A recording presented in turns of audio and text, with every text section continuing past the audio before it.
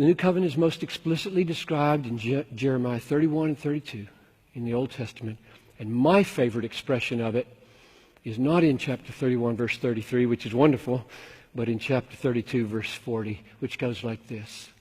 I will make with you an everlasting covenant, the new covenant, that I will not turn away from doing you good.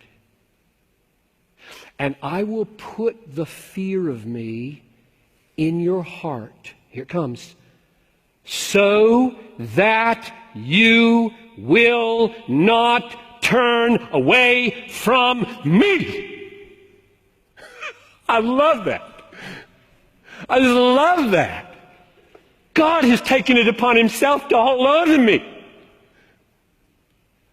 I'm getting up in the morning and fight for faith. You know who's fighting for me in my fight? God.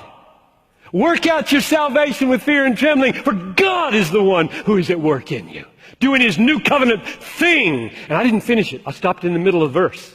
It gets better. It gets better. I prayed it. You heard me pray it. So let me start over. You should learn this verse.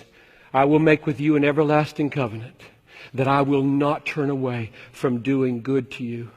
And I will put the fear of me in your heart so that you will not turn away from me. And I will rejoice over doing you good with all my heart and all my soul, says the Lord.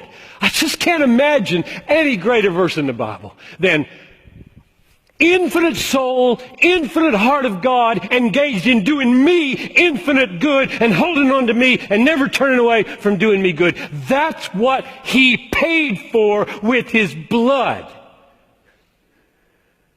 So, the connection between the cross and the doctrine of perseverance is that if you are a believer, if you're a believer now and have been for a year or a week or 50 years, it's because he died to buy that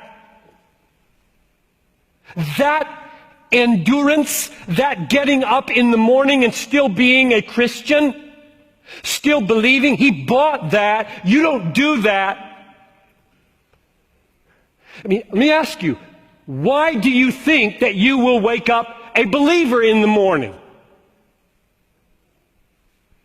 There's the right answer to that. God will make me a believer tomorrow morning. There's nothing intrinsic. This is God covenanting with you to be your God forever. So he's going to keep you a Christian. Your assurance does not lie in yourself. It lies in a covenant-keeping God.